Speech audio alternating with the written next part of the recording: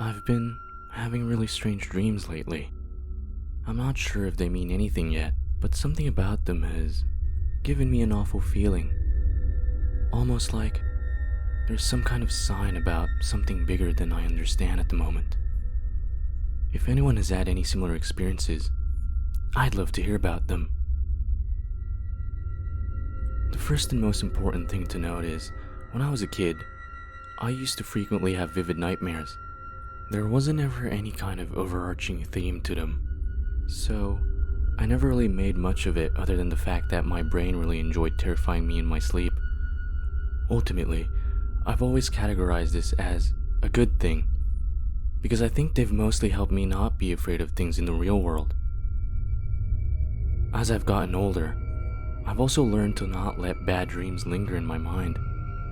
As macabre as it sounds, I could have a horrible dream so real, after I wake up, I question if I was there and still not stress about falling asleep right after. And that's partly why, this time around, I'm a little bit concerned. For the first time since I was a kid, I'm afraid of what I saw for reasons that I'm still trying to figure out. The dream started off with me in a pitch black room, playing what I'm assuming was an N64 era game on a small television. I didn't know why, but I think I was nervous about something. I remember the darkness around me felt alive, or at least like a tangible that was moving around me. The light from the TV seemed to be the only place the dark refused to touch. I don't recognize the game, but I seemed to be playing as a black-haired girl walking around in a forest with no apparent objective. I looked at some trees for a moment before staring up into the sky when I heard a voice. It said something along the lines of, "The most terrifying part is that you'll never win." Suddenly, I got this feeling of hopelessness, and I knew I needed to immediately leave the forest. Outside the game, I could feel the darkness around me becoming more energetic. Black tendrils began to eat away at the light of the television, and my vision began to blur. The game's music started to blare at deafening levels. Still, I'm determined to do everything I can to steer my character out of the forest, but the ground began to warp under her feet. The force was so great, it shook the screen about and effectively stopping any progress I could have made to get out.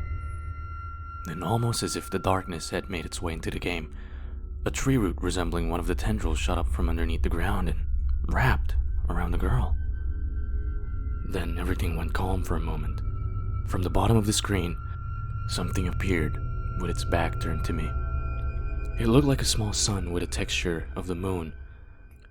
As it rose to the center of the screen, so did my dread. Quickly it spun around to reveal a wide, toothy smile and small eyes that seemed to mock me while boring holes into my soul. And then, I woke up. It didn't kill me or say anything ominous, but its mere presence left me in a cold sweat, and the fear lasted for at least an hour. Despite it being almost 3 in the morning, I felt the need to walk around my apartment and watch some funny YouTube videos to get my mind off of the dream. I kept trying to rationalize the face itself wasn't scary, but the feeling it left me with was something like I'd never experienced before. Once I had finally calmed down and laid back in bed, I couldn't shake the feeling that I was being watched, so I flipped my phone and left the screen on to give me some extra light for comfort. I quickly fell asleep and landed in a dream where I was surrounded by buildings. Looking up, I saw firefighters in hazmat suits rappel down from the sky. They pushed past me and began rushing into the buildings. Confused, I tried to follow them in, but I was swiftly knocked back by a wall of flame. I look around again to see all of the buildings were on fire, and there was an undeniable smell of human flesh. My eyes scanned the area for a way out, when I caught a glimpse of the moon and saw that wicked face smiling down on me, and suddenly, I was shocked back awake. I didn't sleep again that night. I was banking on the memory of that face fading, but I could see it crystal clear in my head. I told people about the dream, and many of them told me not to worry about it. I don't know. I did, and I am. No matter how I tried to rationalize things, deep down, I knew my fear was justified. As I went about my day, I had this strange compulsion to recreate what I saw. I'm not proud to say that I did this. I'm not entirely sure why, but I managed to digitally recreate the face as a 2D image, and I was looking for a way to turn it into a 3D model. It was weird. It was almost like I had an obsession with making sure that this thing made it into the real world and that other people could look at it. This analogy seems pretty appropriate given the time. But that's how a virus spreads, right? Take over the host and make the host spread you around to repeat the process. But if it's some kind of virus, then what's the source? I don't remember seeing that face anywhere before I dreamt of it. I think the one conversation in particular that stuck out to me after I made the image was that one of my friends recognized the face. She couldn't pinpoint from where, but she swore she had seen it staring down at her as she tried to sleep one night. It's one of the few leads I have on this thing, so maybe it's worth investigating? I'm not sure, really, that I should try and get any more involved than I am right now. But I have so many questions. If it really isn't just me, then where the hell is this coming from?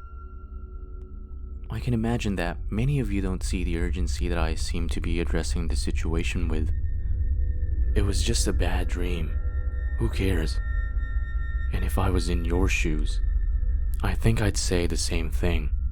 People have bad dreams all the time, especially someone who literally said they happen all the time as a kid. And maybe you're right. Maybe I'm freaking out too much over what could just be a feeling. But the past week, I've continued to have horrible nightmares. And the worst thing about them is that I'm starting to feel pain in my dreams. A couple of times I even woken up with bruises where I was hurt. Every damn thing that's happened in my head has affected my senses as if they were absolutely real. I've broken bones, seen people I love die, heard the wails of screaming children, and smelled death countless times. The worst of it was a dream I simply couldn't wake up from. It felt like I was trapped for days in a post-apocalyptic city.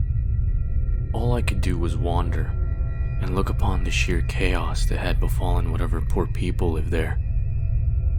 I know my sense of reality was warped as the barrier between the real world and the dream world seemed to basically be non-existent. But I knew for a fact I was dreaming.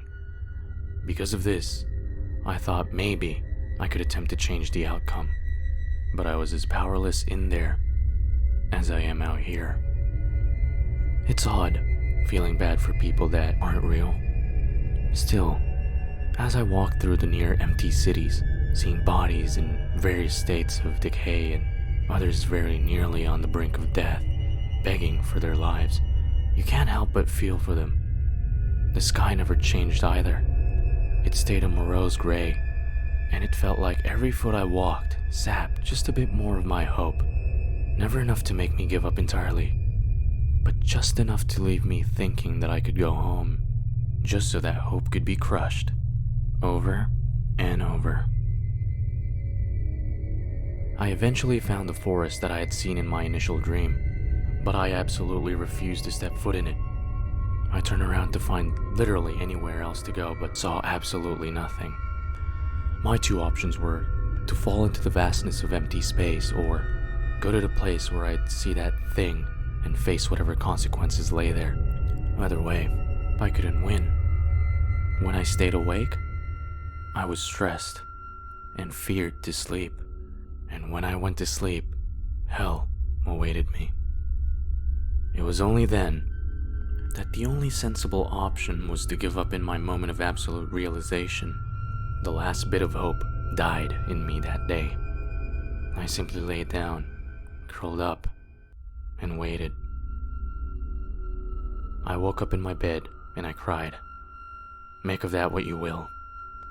But I still think about that specific dream pretty often. As you might guess, the one connecting theme between these dreams was that I saw that damn face in every one of them.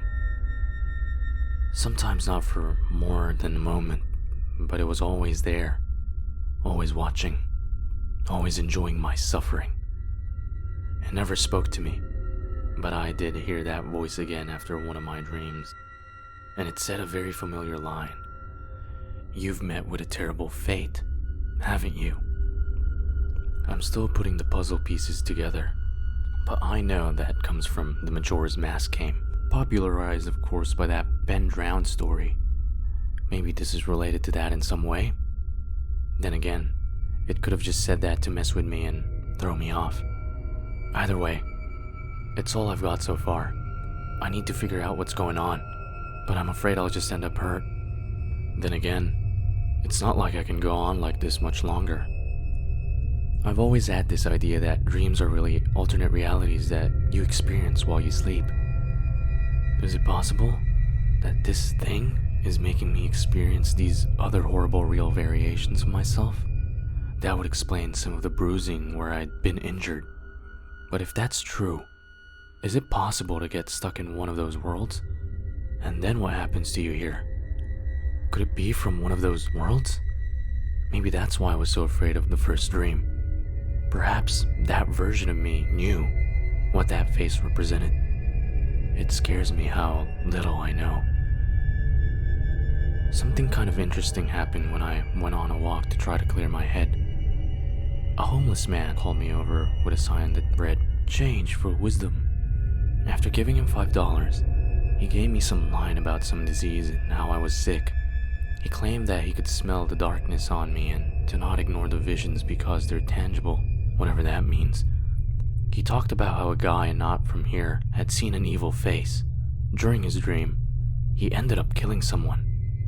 It turns out an actual body was found, and the person who actually committed the murder claimed to have no memory of doing so. Like I said, more puzzle pieces. So far, they led me to believe that the fact and my dreams are more part of the waking world than I'd think, which means I need to be extra careful. Then again, it could just as easily be some kind of malevolent force in the real world that's making me see these awful things. If anything else happens, I'll keep everyone updated. But now, I'll leave you all with an image of the face. And if anyone recognizes it as a face they've seen in their dreams, I'm so sorry.